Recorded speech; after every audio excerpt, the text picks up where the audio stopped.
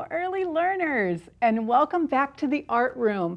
It's my first day back after being gone on my travels on my bicycle. I put 1,000 miles on my bike this summer, and I was looking forward to coming back to the art room and working with you. Well, we want to sing a hello song this morning, and it's our old one where we say, hello, nice to see you, everyone. Hello, nice to see you, everyone. Hello to you, hello to you, hello to you, hello to me. Hello, nice to see you, everyone. Well, our study this week is portraits. Now, do you know the word portraits? I brought 5 words to talk to you about before we start the art project. I brought a portrait of my family, my brothers and me, in this picture right here. Now, we know a portrait tells a story about whatever is in the frame. It could be a person, but do you know what I know? Some people have portraits of their pets. Listen to that, portraits of their pets. Let's look at all of these words that I have on my blue chart. I'll use my little stick and point to it. This is a rhythm stick that I use for music, but I'm going to point with it. This is the word portrait. Here is the portrait we're studying today, and we'll talk about it in a minute. The next word is picture. You know what a picture is. Then there's a person. You also know what a person is. A profile. When you have a picture of a person straight on, that is a straight ahead picture. And I'm going to show you my examples of how, when we're doing portraits, how the people capturing the portraits make them look. They can have people looking straight ahead. They can have people doing a quarter turn, or they can make them completely sideways, which is a profile. This is a profile with someone's face facing completely sideways from you. Now, some of you might know the word pose. The word pose means to pose yourself. Strike a little pose. A lot of times you might see your mama put her hand on her waist when she's getting a pose to have her portrait taken. Even a selfie might be a portrait. But I wanted you to know about the most famous portrait of all. And if you're a TK student, you know this artwork because your teacher will teach you about it in Fresno Unified. We have the most famous portrait of all on our board right here, and I wrote a little song about it, and it goes like this. Mona Lisa, the most famous portrait of all. Now, when we look at her face, and on her face are her eyes, her nose, and her mouth. We can't see her ears because her hair is covering it. We can see her neck and part of her body. You don't see the whole body, so sometimes they call this the bust or half portrait. It's half of her body showing. And the reason it is famous is because she's kind of a mystery. You don't really know why she's only got a half smile. It looks like she doesn't have any eyebrows, so you don't know if she's happy or sad, mad or glad. We just can't really tell, because is her mouth quiet because she's just trying to stay still? The artist took years to do her art. It took years for her to be sitting there quietly, and when she would get bored, Leonardo da Vinci would bring in clowns and jesters to dance around for her so she could have something to watch because she had to sit very, very still. Now, we want to also talk about Mona Lisa's picture and how she might be feeling, because all week long we're going to be looking at art and figuring out how the portraits tell a story. And I made a little list of things we'll look at when we're making our own portraits. The portraits we look at all week long are going to be portraits done by other people of other people, except on Friday. On Friday, it is a selfie or a self-portrait. It's Vincent Van Gogh who painted himself. He was one of the most famous artists, and he also has more self-portraits than any artist I really know. And we're going to look at him throughout this year because he has so many great artworks that I want to show you. But the things that we look at when we are looking at portraits is what the face shape is. Is it an oval or is it round? Or is it angular? That means is it kind of pointy on the bottom? Or some people say they have a square-shaped face. So when you draw your portraits, you get to decide what shape you'll do your face. But look what I brought today. I know Miss Laura uses a mirror to see how she's feeling during the day, and I'm showing you my profile. I brought this mirror because when we're doing artwork that we're doing of ourselves, you're going to want to look in a mirror to see maybe what your facial shape is and what your eyes look like, if you have a nose that is long or short, broad or narrow. Is your nose pointed or is it rounded? You'll look in the mirror to decide. But when you're doing art of other people, you can just decide how you want them to look. The second thing we look at are the eyes, maybe the color or their shape. Some people have long eyes, some have round eyes, some are almond, some are a different shape than that. And special features. If you were doing a portrait of me, you'd have to remember to put my glasses on, or people wouldn't think it was me. Maybe you'd see if they have braces on their teeth or other features. We have to look and see what kind of hair they have. Is it long or short, wavy or curly, or maybe it's straight? So when we look at all of these things, we're going to make portraits, and you'll keep those clues in mind, because during the week I want us to be portrait detectives. And I'll ask you to look at certain things on the portrait, and you'll think, well, what kind of shape is that face? What kind of nose is that nose? And you'll be looking at those right now when we look at our artist for the day, Amedeo Modigliani. Listen to that name. He was an Italian Jewish painter in the 1900s, and he lived in France, which is one of my favorite places to tell you about because lots of artists went there, we know. And he hardly used a very wide palette of color. Let's look at this picture. It is called Woman with Earrings. Now, this woman with earrings, you'll notice that she has a long face. What else do you notice about her? She has a long neck. She has a long nose. And that's what we want to know about Amedeo Modigliani. He did people's portraits with long faces and long necks. So when you come upon a portrait that you're not sure, oh, I wonder who painted that, you'll say, does it have a long neck? Does it have a long face? I bet it's Amedeo Modigliani. And we will figure that out.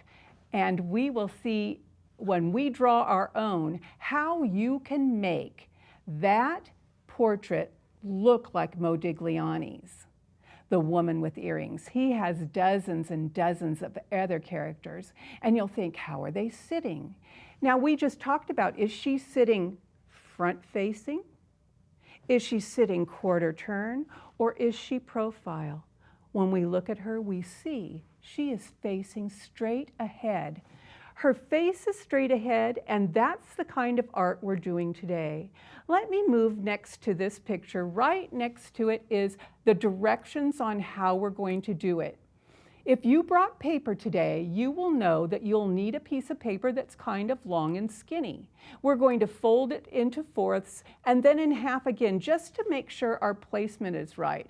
And now you can also look at our artist. This is Amedeo Modigliani. And doesn't he look like quite a fellow?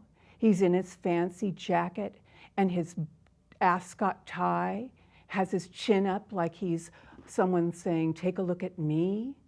And he did this artwork, this portrait. So if you have brought a piece of paper, if you have brought any kind of coloring tools, today I am using my pastels. These are the chalk pastels. Now we know about these pastels. They are quite messy. They're kind of fluffy and they get dust everywhere. So when I've taught this before, I've taught you when you're drawing, when the pieces get all fluffy on your paper, you can tap them on newsprint or newspaper so you can then shake that into the garbage can. I wanted to say to you about the words that we use today. They all started with the same letter. Let me use Miss Laura's board to show you. In Handwriting Without Tears, we always start our letters at the top. Yes, we always start our letters at the top. Is this the top, top, top? Yes, it is. Because we usually, when we sing the song, we say, is this the top, top, top? You say, no, that's the bottom, bottom, bottom. So we're going to start at the top because we need one big line. Starting at the top, pull down, frog jump back up, and we put on our curved line. So portrait, p, picture, p, person, p, profile, p, pose, all started with the letter P. And if you're thinking of things that start with the letter P, if you make a little card that has the letter on there, and every time you see me say something like person, you'll say person, or you might say portrait, portrait, or you might say picture. So you can make a letter card with the letter P on it and have it ready for all week long. When I say the words, you can just touch it on your workspace. Now, I wanted to also show you I have a frame. I'm using this frame as my table, and I'm going to turn it upside down on my lap so you can see everything. Earlier, I wanted to show you the Mona Lisa painting, and I was going to show you a picture in a book, but I think we can save that book for tomorrow because it's a really interesting book about Katie and the Mona Lisa. Lots of you have seen Katie and the Water Lilies, or you've seen Katie and the Bathers, or you've seen Katie and the Starry Night about Vincent Van Gogh. But we'll bring that out tomorrow when we talk about the Mona Lisa again and sing the song about Mona, Mona Lisa. Look at the paper I chose for my art. I am using a long piece of black paper. If you use white paper, that's fine. If you just have the kind of paper we almost always have around our house, just regular paper, and it looks like this, it won't give you a really skinny picture. So if you want to make the picture today, make it a long, skinny piece of paper to start out with, if this is the paper you have. Watch what I'm going to do with my black paper. You can see that when I hold it up vertically, that's the tall part. When I put it horizontally, it's shorter. I'm going to start out by folding my paper across. And I'm not pressing really hard. I just want to have kind of an idea of how my fold is. Now you can see how I folded my paper, just in half. I'll hold it up to the white paper so you can see I folded in half once. Now watch me fold in half again. And I'm folding it, so now let's count how many parts of my paper I have folded. I have one fold, 2, 3 folds, but look how many pieces I have. 1, 2, 3, 4. I also want to fold it in half longwise, because that's going to tell me where my nose is going to go. So I'm folding it. And if it's easier for you, you could draw with a white, I'm using white because I have a black piece of paper, and I'll draw a little line so you can see it. Here's 1 box, 2 boxes, 3. Do you see? 1, 2, 3, 4, 5, 6, 7, 8. Now on the directions that I was showing you, here are the 8 pieces. And I want to make from my second fold down, here's fold 1, second fold down is where my face will begin. And I want to make it an oval. Let me show you this. Here is my oval. Next, I'm going to do, the shoulders are going to be from the bottom box down and down. All the rest is neck. Neck. The long neck of Modigliani. Look what I have now. I have the long head, the long neck, and the shoulders. Now, boys and girls, I have to turn my picture to myself and then I'll turn it back around to you. When we looked at the checkoff sheet, it said, what kind of eyes do you have? So I'm going to start out, and I'll do one facing me. I'm going to start out with my eyes on that first line, and I'm just doing 2 curved lines like this. You can do that. I'm going to do a curve under that to make my almond-shaped eyes. Here I've done that. You do that. I'm going to make my eyelids now, so I'm just going to make a thin line underneath that first line. Look how I've done that. See how I made a curved line like that? That makes for the upper eyelid. Now, I want my person to have a calm face, just like Modigliani's. So I am going to put calm eyebrows. That just follows the same line as the eye. When we do eyebrows that are pointed down, it makes someone look angry. When we make them up high and curved high, it makes them look like they're asking a question or they're surprised. Now, on this middle fold, I am going to draw my nose. My nose. So I'm going to start at my eyebrow, go down, and make kind of a curved line that's like an L backwards. You make your nose how you think it looks great. And I like to also make a little curve over here to show the nose keeps going. Now, an interesting thing about a mouth, when I'm teaching children how to make a mouth, if this is going to be a peaceful mouth, kind of like Modigliani's, I'm going to make the letter M kind of skinny like that. It's flattened out lowercase m without a standing line, but I just do that. A curve right under the nose, and then I draw a smiley face underneath that for the lower lip. And then I can draw a straight line across to show that it's a straight line face. Now I'm going to make my shirt have a V-neck, so I go down like that. Now, let me tell you about coloring the skin. Now we know we're going to do the hair all down here. Could it be short on the top? It could be like our portrait from Modigliani, where the hair is just a bangs on its forehead, bangs on the forehead and hair around here. So I'm looking in my chalk, and I want you to know I also have a piece of paper here.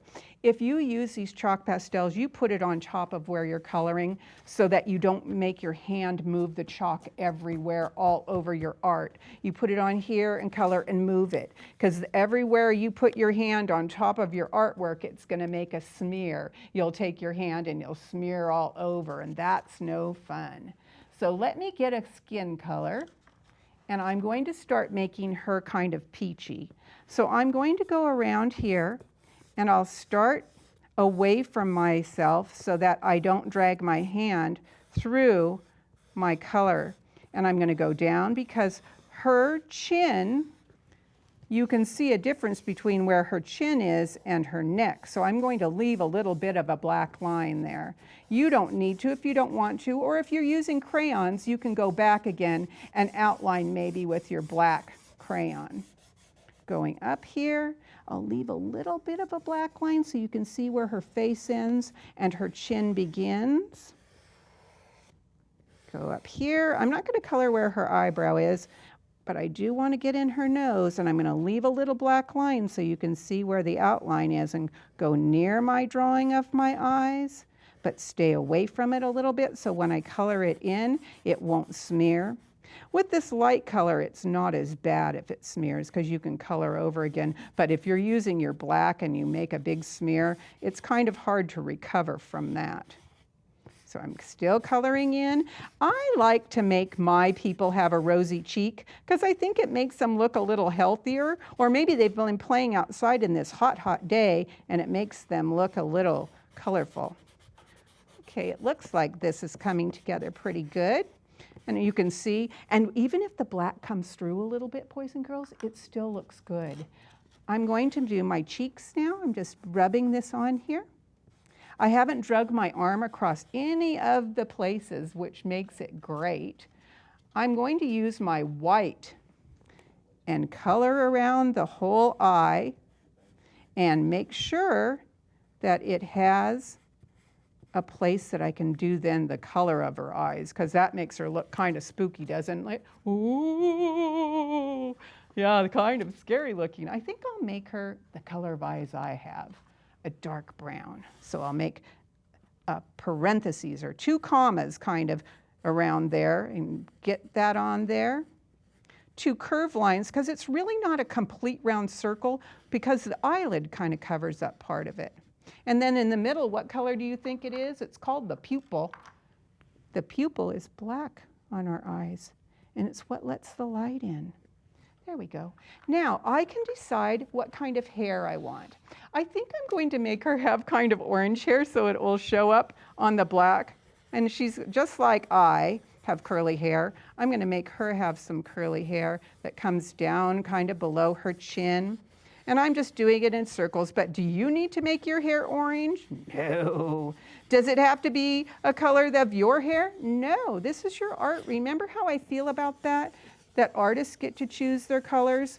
And if someone tells you, well, an apple isn't purple, and you say, well, I'm doing expressionism, unless the directions are make it look real, because some teachers say, let's make a real looking picture, and then you follow the directions. But if you're just doing your art at home by yourself, you can decide. Now, the other thing that I think makes a picture look interesting is to do some mixture. None of our hair really is just one single color. If the sun hits it, it's kind of one color, and if it's not, it isn't. And I can put some red on here. I can make her have a whole different kind of color and palette.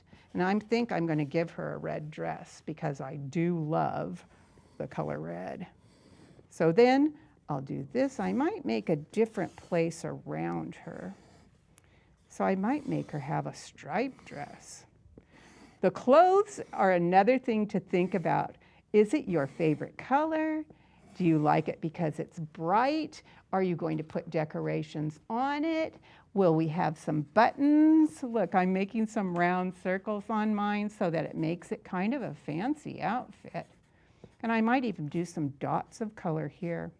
Boys and girls, while I'm finishing this up, I want to tell you what we're going to bring tomorrow for our project. This portrait that we're going to be doing tomorrow, we're going to need our coloring tools. So depending on what you have. Do you have oil pastels? Do you have these chalk pastels? Do you have crayons or paints? Coloring tools we'll bring every day, because I'll say to you, you need coloring tools. And you'll think, well, I'm just going to keep them in my art kit so that I'm ready to go. Keep everything in a nice place. We're going to do a cubism face. So you need some colored paper, glue, and scissors. So if you have those things ready tomorrow, you will know that we're going, oh, I'm so happy about this. I think I better give her some lips. You'll be ready to do the project tomorrow. So make sure that you're ready and come back tomorrow to do another portrait. And we'll be talking about the letter P and all of the things there. So I want you to sing goodbye. See you next time, everyone. Goodbye. See you next time, everyone. Goodbye, see you next time, everyone. Goodbye to you, goodbye to you, goodbye to you, goodbye to me. Goodbye, see you next time, everyone. Boys and girls, we're going to be doing portraits all week long. I hope that I'll see you tomorrow when we are going to do a Picasso Cubist picture. And it's kind of like Humpty Dumpty, falls off the wall and we got to put him back together. Thank you for joining me today. This was a great first day back together. Bye, boys and girls.